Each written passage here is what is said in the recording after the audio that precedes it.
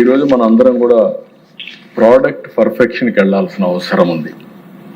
ఇంతవరకు మీరు చూస్తే మన దేశంలో మనం వేరే దేశాల్లో ఉత్పత్తి చేసిన ప్రోడక్ట్స్ని మనం ఉపయోగించుకుంటున్నాం.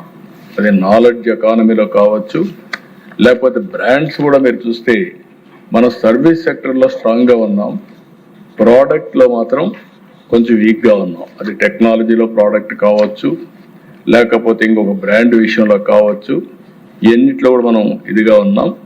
ఇప్పుడు కూడా కొన్ని లక్షల కోట్ల రూపాయలు మన దేశం నుంచి ప్రోడక్ట్స్ వాడుకుంటూ వాట్సాప్ కానీ ఏదైనా కావచ్చు దీనివల్ల వెళ్ళే పరిస్థితి ఉంది.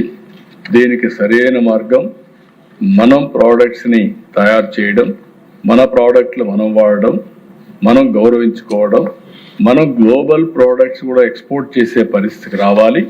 దానికి ఇది శ్రీకారం చుడుతుంది. దీనికి మనస్ఫూర్తిగా ప్రధానమంత్రి నరేంద్ర మోడీ గారు చేస్తున్న కృషిని నేను అభినందిస్తూ, అదే సమయంలో వికసిత్ భారత్ స్వర్ణాంధ్ర లక్ష్యంగా మనందరం పనిచేయాల్సిన అవసరం ఉంది. దీనికి అందరూ సహకరించవలసిందిగా మరొకసారి కోరుతూ, మనందరం కూడా ఎప్పటికప్పుడు ఎక్కడ పోయినా ఎంఎస్ఎంఈని ప్రోత్సహించడం, చేతి వృత్తుల్ని గౌరవించడం, శిల్పకారుల్ని ఎక్కడెక్కడ ప్రోత్సహించడం, రైతులు చేసే ఎఫ్పిఓ ఫార్మర్స్ ప్రొడ్యూసర్స్ ఆర్గనైజేషన్స్ని స్ట్రెంగ్తన్ చేయడం, చేనేత కార్మికులు, అదే మరి యువతకు మనం కూడా ఒక ప్రోగ్రాం పెట్టుకున్నాం, ప్రతి ఒక్క ఇంటికి ఒక పారిశ్రామికవేత్త. ఇది సక్సెస్ కావాలంటే అనునిత్యం కూడా మనం మాట్లాడాల్సిన అవసరం ఉంది.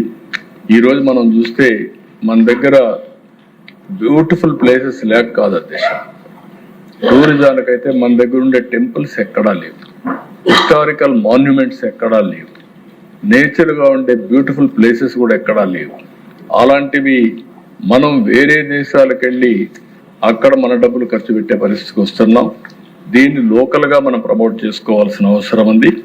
అలాంటి తీర్మానాన్ని ప్రవేశపెట్టడమే కాకుండా మనస్ఫూర్తిగా దీన్ని ముందుకు తీసుకుపోవడంలో మన బాధ్యత మనం తీసుకోవాల్సిందిగా మరొకసారి కోరుకుంటూ, దీన్ని పూర్తిగా ఈ రాష్ట్ర ప్రభుత్వం మద్దతు తెలియజేయడమే కాకుండా దీన్ని అమలు చేయడానికి అన్ని విధాల ప్రయత్నం చేస్తామని మరొకసారి మీ ద్వారా రాష్ట్ర ప్రజలకి, దేశ ప్రజలకు హామీ ఇస్తూ మీ దగ్గర సెలవు.